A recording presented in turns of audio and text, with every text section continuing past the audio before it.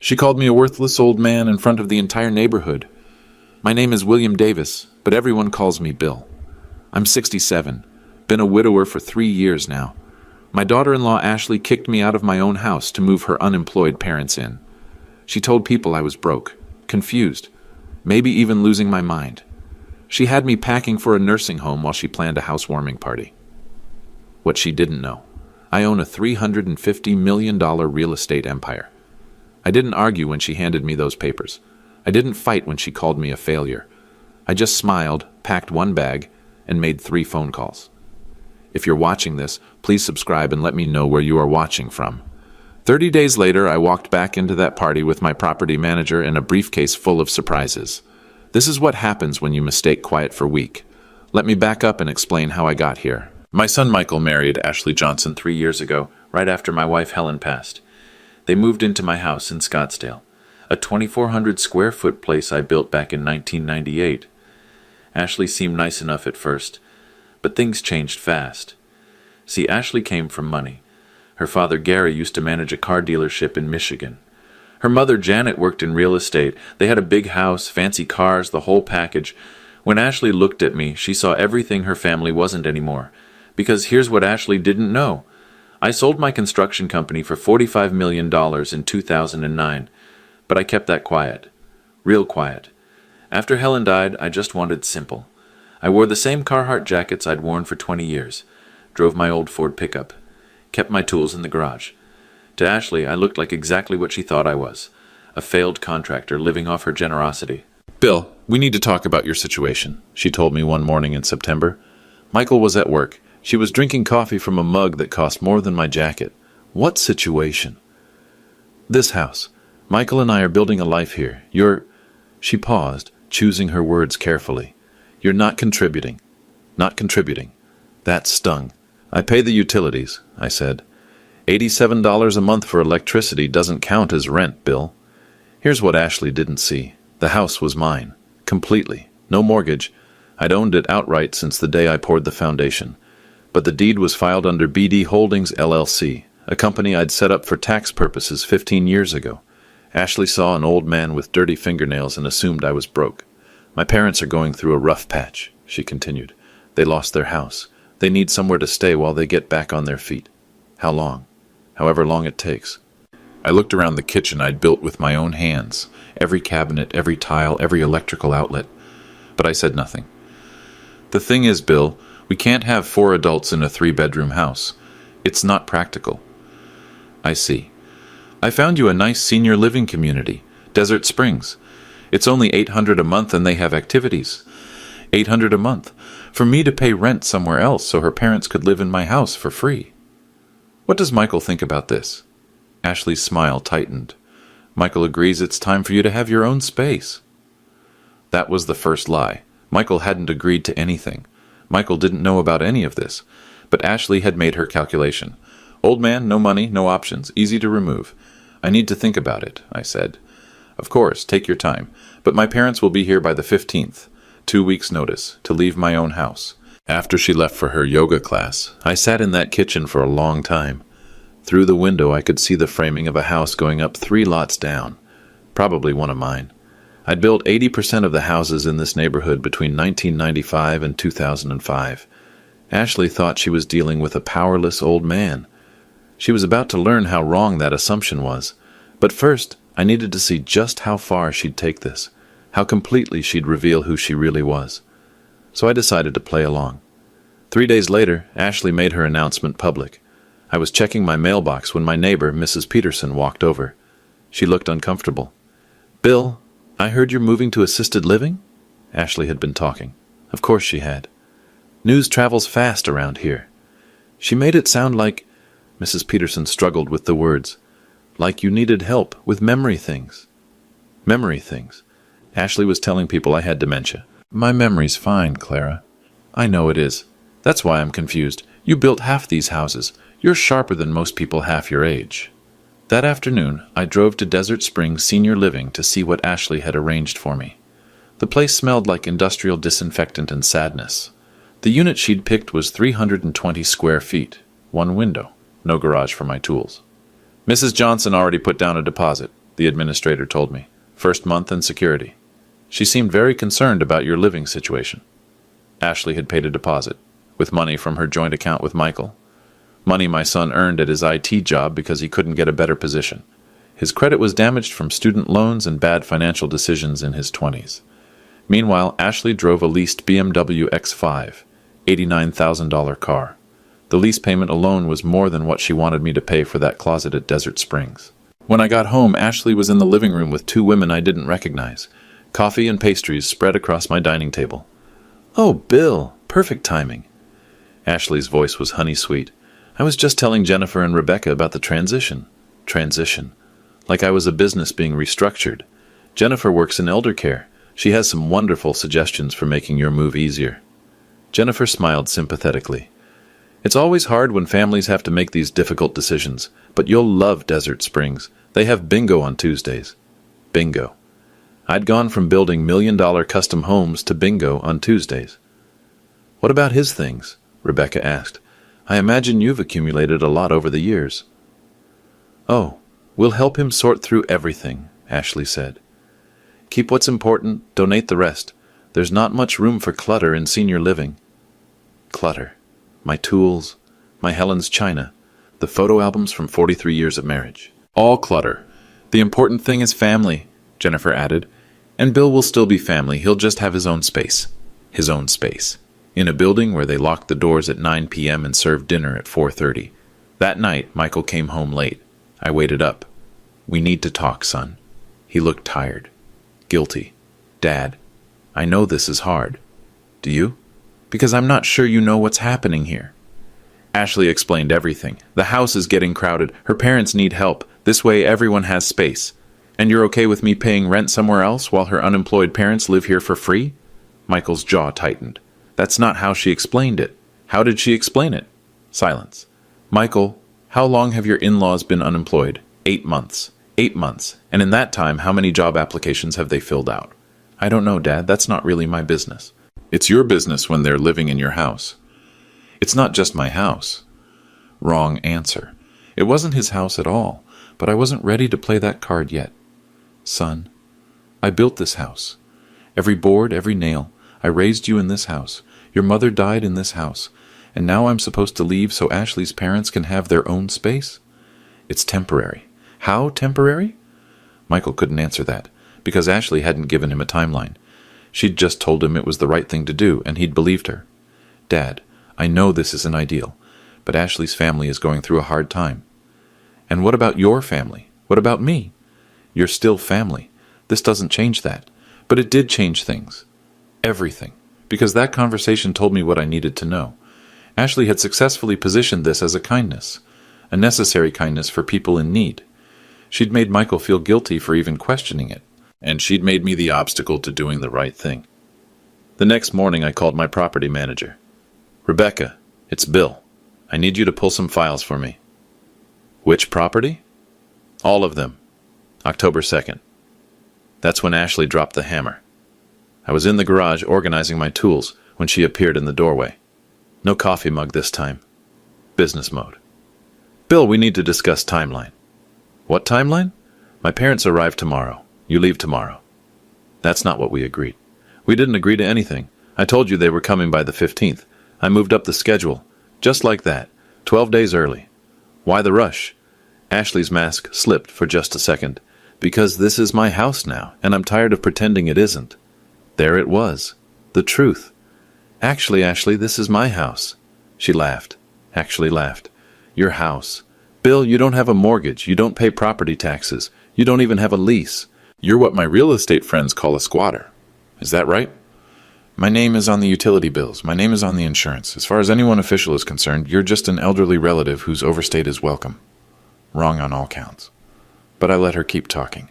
"I've been patient because Michael asked me to be patient. But patience has limits." "And what happens if I refuse to leave?" "Then I call Adult Protective Services. Tell them you're confused about your living situation. Memory issues. They'll sort it out." She'd really thought this through. Create a narrative where I'm incompetent. She's the responsible caregiver, and removing me is an act of compassion. "You'd do that?" "Bill, I'd do whatever it takes to protect my family. Her family. Not our family. Her family. Where's Michael in all this? Michael supports me. He always supports me. That afternoon, Michael came home to find me packing. His face went white. Dad, what's happening? Ask your wife. Ashley emerged from the kitchen. I told your father my parents need the space immediately. There was a change in their situation. What kind of change? Ashley hesitated. They lost their temporary housing. It's an emergency. Why didn't you tell me? I'm telling you now. I watched my son process this. Emergency housing for his in-laws. His father displaced on 12 hours' notice. The math didn't add up, but he was trying to make it work. Dad, is there somewhere you can stay tonight, just until we figure this out? Just until we figure this out. Like this was a temporary glitch instead of his wife systematically removing me from my own home. I'll manage. Where will you go? Good question. I own 1,700 properties across Phoenix. I could sleep in a different house every night for 5 years, but Michael didn't know that. I'll find something. Ashley jumped in. Desert Springs has a waiting list, but I explained the situation. They'll make an exception. She'd already called, already arranged for me to be warehoused. That's generous of you, Ashley. I try to take care of family. Family. Right. Michael looked miserable. Dad, I'm sorry this is happening so fast. Don't apologize, son. This is educational. Educational? I'm learning a lot about family dynamics, about respect, about assumptions. Ashley's eyes narrowed.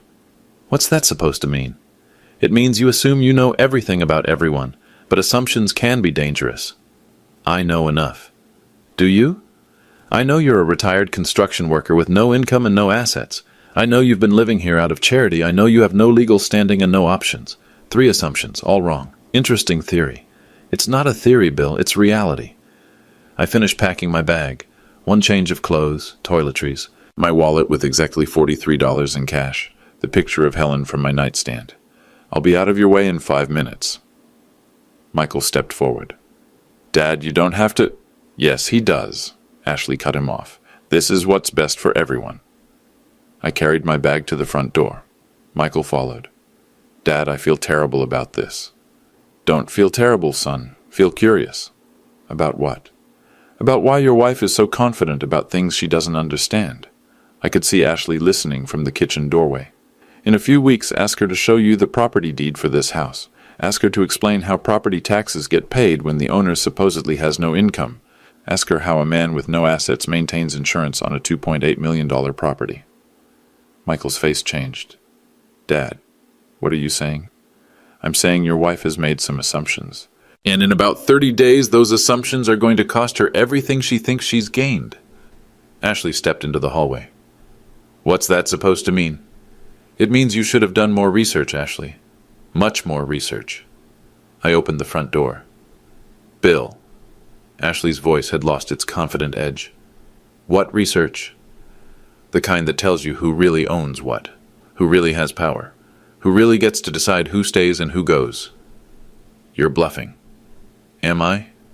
I walked to my truck. Behind me I heard Ashley say, He's just trying to scare us. But her voice was shaking. 30 days. That's how long it would take for the paperwork to go through.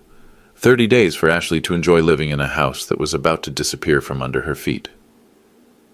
I spent that first night at the Hampton Inn on Scottsdale Road. $96 for a room that was bigger than what Ashley had picked out for me at Desert Springs. But I wasn't hiding. I was planning. At 7 a.m. my phone rang. Mr. Davis, this is Rebecca Martinez from Pinnacle Property Management. Rebecca had been managing my rental portfolio for 15 years. She didn't know about my family situation, just that I owned properties. Lots of properties. Rebecca, good morning. Sir, we have a situation with the Chandler duplex. Tenants behind 3 months. Legal wants to know if you want to proceed with eviction. How far behind? $4,800. They're asking for a payment plan. 3 months behind.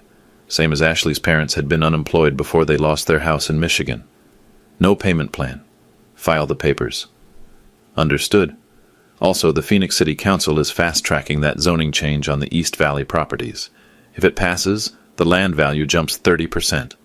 30% of $16 million was almost $5 million. But Ashley thought I was broke. Keep me posted on the vote. Will do. Oh, and Mr. Davis? Your insurance agent called about the Scottsdale property? Something about updating the primary residence designation? My insurance agent, Alan Murphy. We'd done business for 22 years. What kind of update? He didn't say, just asked if you were still living at the Scottsdale address or if there'd been a change in occupancy. Someone had called Alan, someone asking questions about my living situation. Tell Alan I'll call him directly. After I hung up, I sat in that hotel room thinking. Ashley was checking up on me, trying to verify her assumptions about my financial situation. She was about to get more information than she bargained for. I drove to my bank, Desert Financial Credit Union. I'd been a member since 1978. Mr. Davis, the branch manager, Carol Wilson, smiled as I approached her desk. What brings you in today? I need account statements, all accounts, last 6 months. Personal and business, everything. Carol pulled up my files. Her eyebrows went up slightly as the numbers populated her screen. Would you like these printed or emailed? Both. And Carol, I might need verification letters for some real estate transactions. Can you prepare those? Of course. How many properties are we talking about? BD Holdings currently owns 1,247 rental units across the Phoenix metro area. Carol's fingers stopped moving across the keyboard. 1,247? Plus the commercial properties and the land holdings. Mr. Davis, I had no idea your portfolio was that extensive. Most people didn't. That was the point. Next stop, my attorney's office. James Wilson specialized in real estate law. We'd worked together on hundreds of transactions. Bill, what's the emergency? I need to understand my options regarding the Scottsdale property. Which Scottsdale property? The one where I live, 1417 East Desert Cove. James pulled the file. BD Holdings property. You're listed as sole owner through the LLC. What's the issue? Someone's living there who thinks they have authority over the property. I need to know my legal standing for requesting they vacate. Are they paying rent? No. Do they have a lease? No. Any legal claim to residency? None. James leaned back in his chair. Bill, you can evict them tomorrow. They're essentially squatters with your permission. When you withdraw permission, they have no legal right to remain. How long does the process take? 30 days if you follow proper notification procedures. 30 days. Perfect. That afternoon, I stopped by one of my job sites, new construction in North Scottsdale. The crew was just finishing the foundation. Mr. Davis, Tommy Rodriguez, my lead foreman for 12 years, jogged over. Didn't expect to see you today. Just checking progress. How's the timeline? 2 weeks ahead of schedule. This crew knows your standards. Good. Tommy, I might need some help with a personal project soon. What kind of project? Moving project. Some people need to relocate quickly. Tommy grinned. Boss, you know we're always available for whatever you need. That evening, I had dinner at Ricardo's, a restaurant I'd been going to for 15 years. The owner, Maria Santos, brought my usual table without being asked. Bill, you look troubled tonight. Family issues, Maria. Ah, the hardest kind. My phone buzzed. Text message from an unknown number. Bill, this is Ashley. Michael gave me your number. We need to talk about your belongings. Some items need to be removed from the garage before my parents arrive. My tools. She wanted my tools gone. I texted back. Which items? All construction equipment. It's taking up space. 40 years of tools. Professional-grade equipment worth more than her car. Where should I store them? Not my problem. Not her problem. Tools that had built half the neighborhood weren't her problem. I finished dinner and drove back to the hotel. Tomorrow, the paperwork would begin. Ashley thought she'd won. She thought she'd successfully removed an obstacle and claimed territory. She had no idea she'd just declared war on someone who owned the battlefield. October 5th. The day Ashley decided to make her victory public. I was having coffee at Corner Bakery when my phone rang. Unknown number. Bill? This is Janet Johnson, Ashley's mother, the woman who was sleeping in my house. Hello, Janet.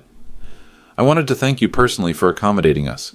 Ashley told me about your situation, and I think it's wonderful that you're transitioning to a community setting. My situation. Transitioning. Ashley had coached her well. What situation is that? Oh, you know. When we reach a certain age, independence becomes challenging. Challenging. I was challenging. I'm 67, Janet, not 97.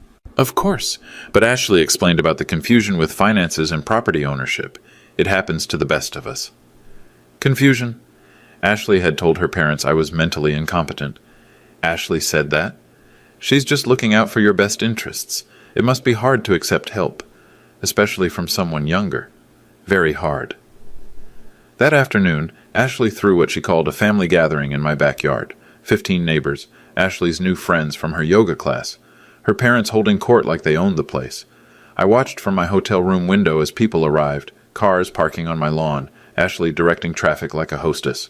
At 4 o'clock, I decided to crash the party. I parked across the street and walked over. The back gate was open. Ashley had strung lights between trees I'd planted 20 years ago. "Bill!" Mrs. Peterson spotted me first. "What a nice surprise." Conversation stopped. Ashley's face went white. "Bill, I wasn't expecting you. I wanted to meet your parents. Of course, Mom, Dad, this is Michael's father, Bill." Janet Johnson extended her hand. "So nice to finally meet you. Ashley's told us so much about you." "Has she? We're grateful for the temporary arrangement. This house is perfect for recovery." Recovery, like they were convalescing instead of unemployed. "What kind of recovery?" Gary Johnson stepped forward. Firm handshake. Too firm. Overcompensating. "Financial recovery? The economy hit our sector hard." "What sector? Automotive? I managed dealerships for 30 years. "Which dealerships?" Gary's smile faltered. "Several different brands. Market consolidation, you know." I didn't know, but I was curious. Must have been profitable work. 30 years in management. Very profitable, until the downturn. When was that downturn? 2008. That's 16 years ago, Gary. Ashley jumped in. Dad's been consulting since then. "What kind of consulting?" "Strategic consulting, for automotive groups. Name one." Silence. "I'm sorry. Name one automotive group you've consulted for in the last 5 years." Gary looked at his wife. Janet looked at Ashley. Ashley looked furious. "Bill," she said quietly, "can we talk privately? We're all family here, right? That's what you told Jennifer last week. All family." "Who's Jennifer?" Janet asked. "The elder care specialist Ashley brought over to discuss my transition to assisted living." Gary's face changed. "Assisted living? You didn't know? Ashley thinks I need help with daily activities, memory issues." "Bill," Ashley hissed. "Stop." "Stop what? Stop telling your parents why I'm not living here anymore? Stop explaining why you needed my bedroom for them." The neighbors were listening now. This wasn't the polite family discussion they'd expected. "You chose to leave," Ashley said. "Did I? Because I remember you giving me 12 hours notice to vacate. I remember you calling Adult Protective Services to report my mental incompetence. That's not what happened." "Then explain what happened, to everyone here." Ashley looked around the crowd. Neighbors who'd known me for 25 years, people who'd watched me build houses, raise a son, care for a dying wife. "Bill is confused about the living arrangements." "Am I? Tom Peterson, how long have you lived next door?" Tom Peterson, Clara's husband, stepped forward. 22 years, Bill." "In those 22 years, who did you think owned this house?" "You did. You built it." "Ashley thinks otherwise." "Ashley, tell Tom who owns this house." "The ownership structure is complicated." "Uncomplicated." Ashley was trapped.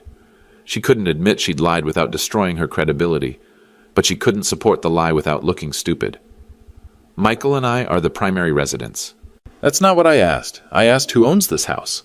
Ownership and residency are different things." "They are indeed. So who owns this house, Ashley?" "I don't have to explain our private family matters to the neighborhood." "You already did, last week, when you told Jennifer I was squatting, when you told Janet I was confused about property ownership, when you told Tom and Clara I had memory problems." "I never said—" "Tom, what did Ashley tell you about my mental state?" Tom looked uncomfortable. "She said you were having trouble with financial reality." "Financial reality. Interesting phrase." I pulled out my phone, speed dialed a number. "Rebecca, it's Bill. I'm at the Scottsdale property. Can you bring the ownership documents?"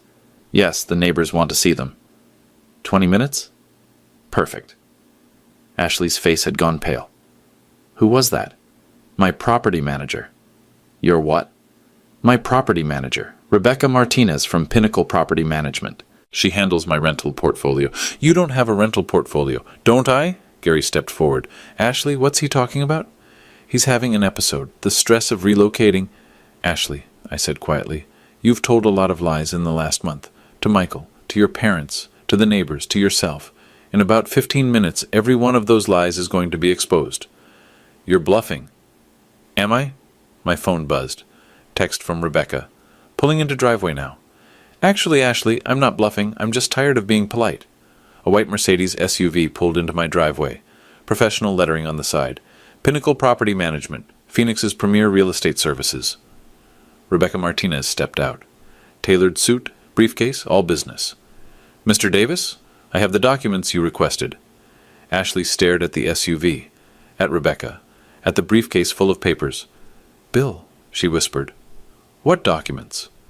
Property deeds, tax records, portfolio summaries, insurance policies, the paperwork that proves who really owns what around here. Rebecca approached. Should I set up in the house? Right here is fine. Everyone's family. The neighbors pressed closer. Ashley's parents looked confused. Ashley looked terrified. Mr. Davis, which properties are we discussing today? Let's start with this one. 1417 East Desert Cove. Rebecca opened her briefcase, pulled out a folder thick with official documents. This property is owned by BD Holdings, LLC. Purchased 1998. Current value $2.8 million. No outstanding liens or mortgages. She handed me the deed. I held it up so everyone could see my name. BD Holdings is wholly owned by William James Davis. That's me. Ashley's mouth fell open. Bill, Gary said slowly. You own this house? I own this house. I built this house. I've paid taxes on this house for 26 years. But Ashley said, Ashley assumed. Ashley was wrong. Rebecca pulled out another folder, thicker than the first. Mr. Davis, would you like me to review the complete BD Holdings portfolio? Please do. I think everyone would find it educational. Ashley grabbed my arm. Bill, please, let's discuss this privately. Too late for private, Ashley. You made this public when you humiliated me in front of these people. Now they get to see the truth. Rebecca opened the second folder. Page after page of property listings. BD Holdings, LLC currently owns 1,247 rental properties across the Phoenix metropolitan area. Portfolio value $350 million. The silence was deafening. Annual rental income approximately $28.5 million. That's gross income before expenses and taxes. Janet Johnson sat down heavily in one of my patio chairs. Additionally, BD Holdings owns 47 commercial properties and 16 parcels of undeveloped land zoned for residential construction. Bill, Tom Peterson said quietly, you're a millionaire? Several hundred times over. Ashley was shaking. This is impossible.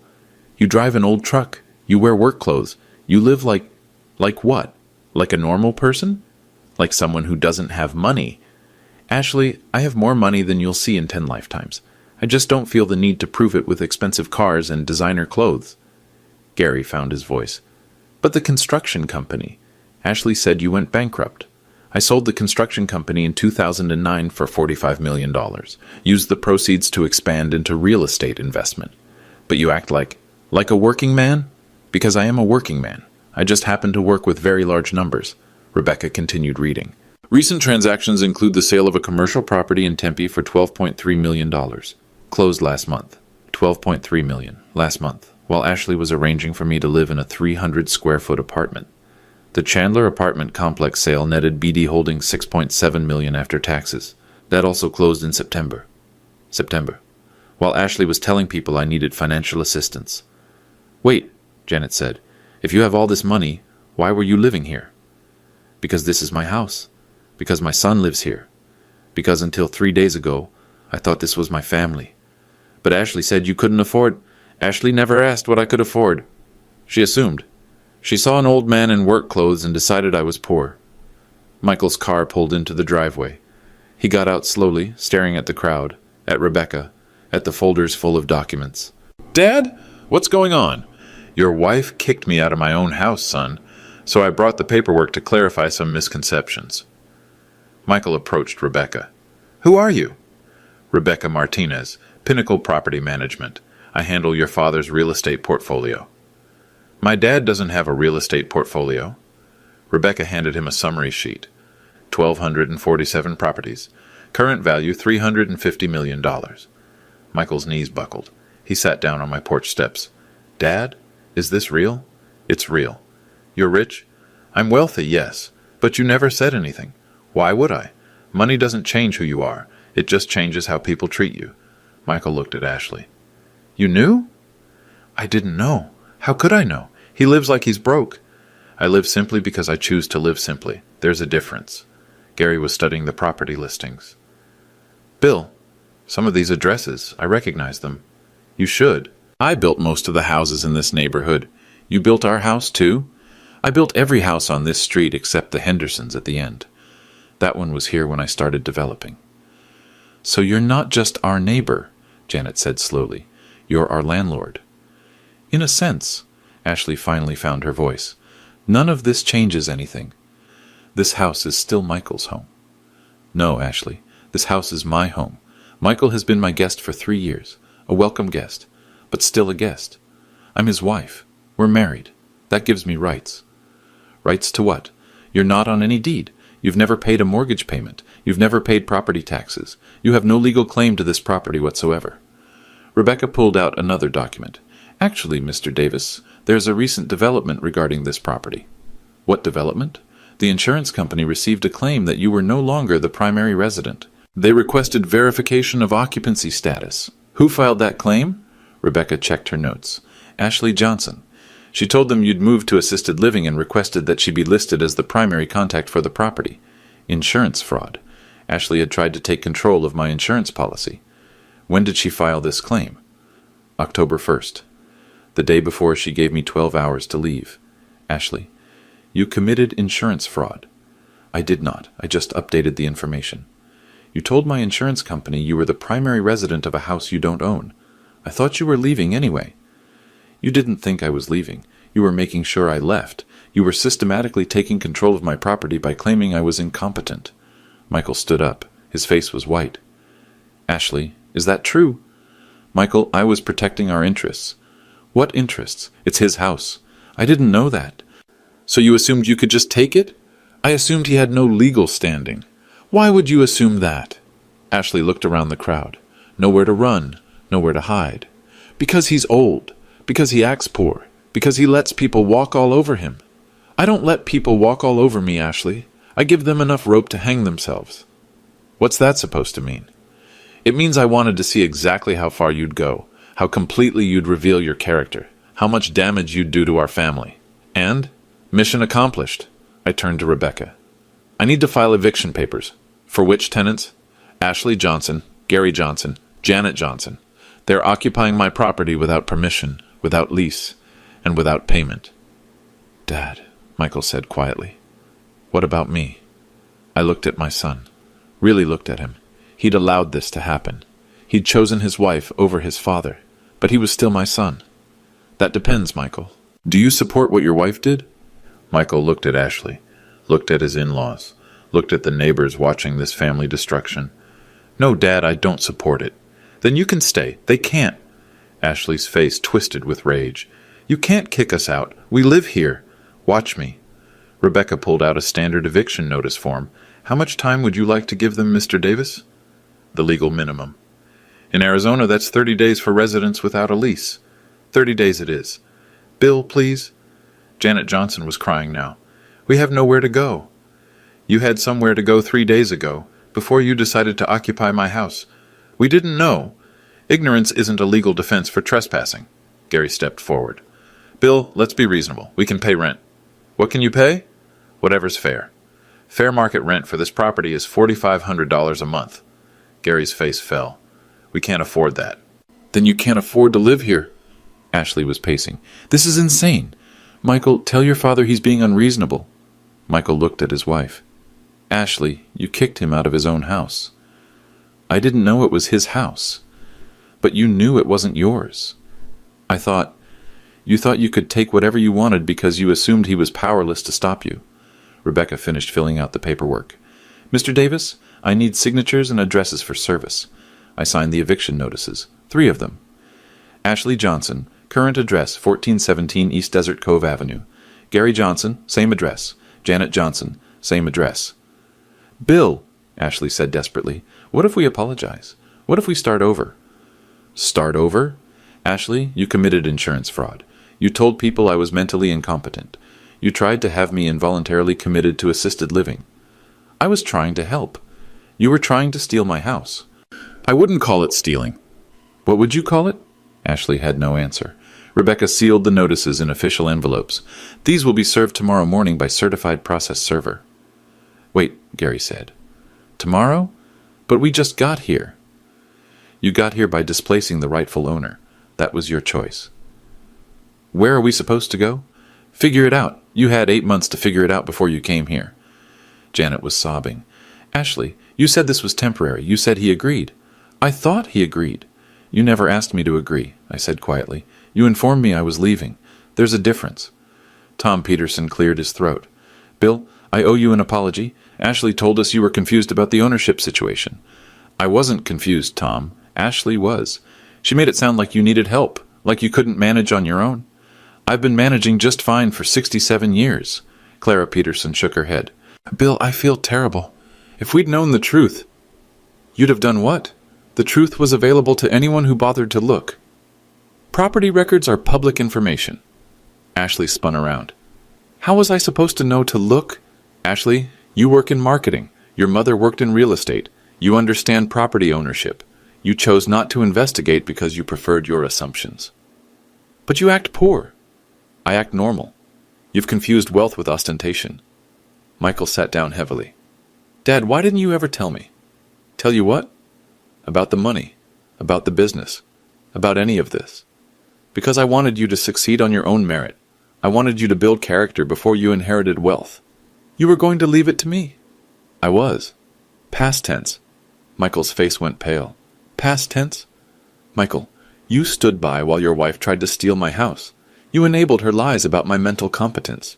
You chose her narrative over your own father. I didn't know. You didn't ask. There's a difference. Dad, please, I made a mistake. A $350 million mistake. The neighborhood crowd was slowly dispersing.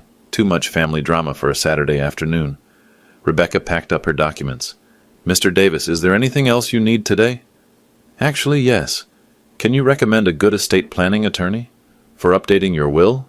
For rewriting it completely? Michael's head snapped up. Dad, don't do anything permanent, please. Let's talk about this. We are talking about it, right here, right now, in front of everyone. Privately, I mean.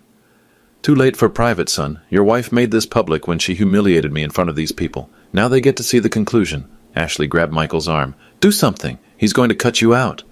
What do you want me to do, Ashley? He owns everything, everything. Fight him. Get a lawyer. With what money? You made me think he was broke, remember? Rebecca handed me her business card. Mr. Davis, I'll email you the contact information for that estate attorney. James Wilson has worked with us before. Perfect. Also, Rebecca, I want to review the management contracts for all Phoenix area properties. Some changes may be needed. What kind of changes? I might be more hands-on going forward. Less delegation, more personal oversight. Understood. As Rebecca drove away, Ashley turned to me one last time. Bill, what do you want? What will it take to fix this? Nothing, Ashley. This can't be fixed. Why not? Because you showed me who you really are, when you thought I was powerless. You tried to destroy me. That's not something you come back from. I made a mistake. You made a choice. Several choices. Over several weeks. You chose cruelty over kindness. You chose greed over gratitude. You chose lies over truth. People change. Do they? Let's find out. You have 30 days. The next morning, the process server arrived at 9 a.m. sharp. I watched from my hotel window as a woman in a navy suit rang my doorbell. Ashley answered in her bathrobe, hair disheveled. Through the window, I could see the papers being handed over. 3 envelopes, 3 eviction notices, 30 days. My phone rang. Michael. Dad, we need to talk. I'm listening. Ashley's falling apart. She's been crying since the papers arrived. I imagine she is. Her parents are talking about driving back to Michigan. Good choice. Nothing for them here. Dad, please. I know she screwed up, but she's my wife. That's your choice, Michael. It doesn't have to be mine. What does that mean? It means I'm done pretending we're all one big happy family. That afternoon, I drove to my accountant's office. Patricia Hayes had handled my books for 12 years. Bill, I saw the news about the property disputes. Everything okay? Depends on your definition of okay. I need to restructure some holdings. What kind of restructuring? I want BD Holdings to acquire more residential properties in the Scottsdale area. Aggressive expansion? Strategic positioning. If my family wants to treat me like a slumlord, maybe I should actually become their landlord. Patricia pulled up my portfolio on her computer. You want to buy houses in your own neighborhood? Every house that comes up for sale within a 5-mile radius of Desert Cove Avenue? That's going to cost serious money. I have serious money. What's the end game here, Bill? Control. If you own the neighborhood, you control who lives in the neighborhood. Wednesday morning, Janet Johnson called me. Bill, we need to discuss terms. What terms? For staying. Ashley told us about the eviction, but we'd like to negotiate. There's nothing to negotiate, Janet. We could pay rent. Not $4,500, but something reasonable. What's reasonable? $1,500? $2,000? Janet, your daughter-in-law tried to have me declared mentally incompetent so she could steal my house. You think I want you as tenants? That wasn't our idea. But you went along with it. You moved into my house knowing I'd been forced out. Ashley said you agreed. Did you ask me? Did anyone call me to confirm this agreement? Silence. Janet, you took Ashley's word because it benefited you. That's complicity. Thursday, Ashley showed up at my hotel. Bill, we need to make a deal. No deals. I'll admit I was wrong. I'll apologize publicly. Whatever you want.